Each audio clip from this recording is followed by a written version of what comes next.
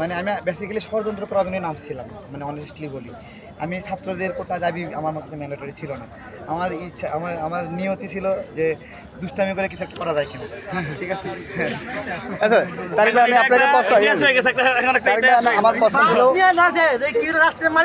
আজকে প্রধান বিচারপতি জুডিশিয়াল কো করতেছে এবং ছাত্র জনতার প্রতিবাদকে সে পথে করতে বাধ্য হয়েছে, কিন্তু এরকম প্রত্যেকটা সেক্টর, সরকারি প্রত্যেকটা সেক্টর কিন্তু কো করার মতন তাদের উচ্চতা আওয়ামী লীগের এবং আওয়ামী লীগের লোক সেটেল করা, এবং শুধু এক ধাপ না, চতুর্থ পঞ্চম দপ্তরে তারা সেটেল করা হয়েছে। কিন্তু এটাকে না ভাঙতে পারলে বাংলাদেশকে আবার কেউ সেই পুনরায় যে গণতন্ত্র ধ্বংস বা যে স্বৈরাচার, আবার কি আমরা সেই ব্যবস্থা কি আবার ফিরে যাবে কিনা?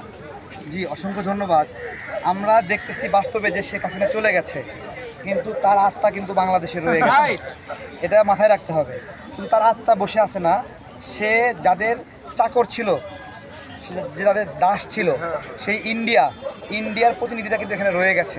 সুতরাং আপনি যে সংখ্যাগুলো প্রকাশ করলেন, এই সংখ্যাগুলো আমাদের আতঙ্কিত করে, আমাদের ভয় পাওয়ায় যে এই চক্রান্তকারীদের হাত থেকে আমরা কীভাবে মুক্তি পাবো। তো যাই হোক, আজকে কূপ করার চেষ্টা করেছিল ছাত্র জনতা একসাথে হয়ে। এখানে অনেক রাজনৈতিক কর্মীরা এসেছে, বৈষম্য বিরোধী প্ল্যাটফর্মের লোকেরা এসেছে, অনেক ছাত্র দলের ভাইরা এসেছে, ছাত্র শিবির আসছে, আলেম ওলামা আসছে, তারপরে হলো আপনার চরমনাই ইসলামী আন্দোলনের ভাইয়েরাও অনেকে আমার সাথে দেখা হলো।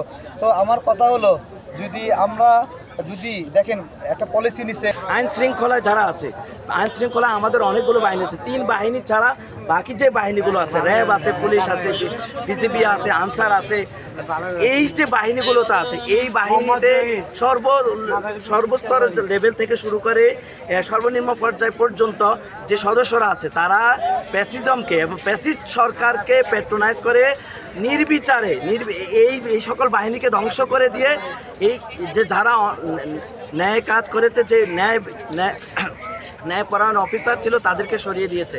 আমাদের এই বাহিনীগুলোকে ঢেলে সাজাতে হবে। যদি না সাজানো যায়, পুলিশ বাহিনী কর্মবিরতি কেন? অলরেডি একটা অন্তর্বর্তীকালীন সরকার গঠন হয়েছে, আজ 2 দিন হয়ে গেছে।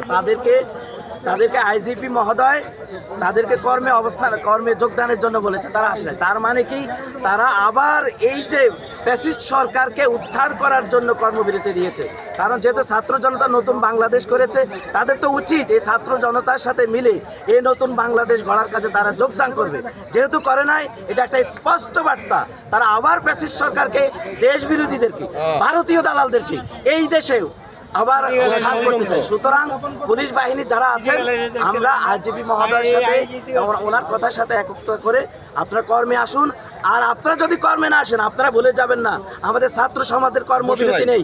আমরা এখনো রাস্তায় আছি, আমরা এখন মাঠে আছি, আমরা সর্বত্র আছি। আমাদের ছাত্র সমাজের কর্মবিরতি, স্বামীপাড়ায়, ভাতারপাড়ায়, লাংপাড়ায় আপনি বাড়ি করবেন, সেটা বাংলার মানুষ মেনে নেবে। Never is never. এখন গভর্নমেন্ট বসছে, আগাচ্ছে। দেখেন পলক ভাই ক্ষমতাসীন মানুষ না, ঠিক আছে, সেনাবাহিনী তাকে ধরে ফেলছে। মানে এটা তো আমাদের কাছে ভয় লাগতেছে। হায় হায়, সেনাবাহিনী পলক ভাইকেও ছাড় দিল না, সেনাবাহিনী পলক ভাইকেও ছাড় দিল না।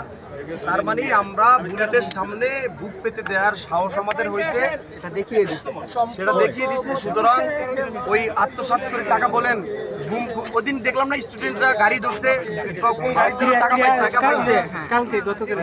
সুতরাং আমি সাবার গেছিলাম, তো আমার গাড়ি হচ্ছে গিয়ে চেক করতেছে কিছু আছে কিনা। সুতরাং অন্যায়, অনিয়ম, কালো হাত, অপশক্তি, এগুলো বাঙালির। রিস্কে আলাই এক হাত দিয়ে রিস্কে চালাচ্ছে, এক হাত দিয়ে বলছে মিছিল দিচ্ছে। এই সাহস 15 বছরে দেখাইতে পারে না, কোনোদিনই দেখাইতে পারে।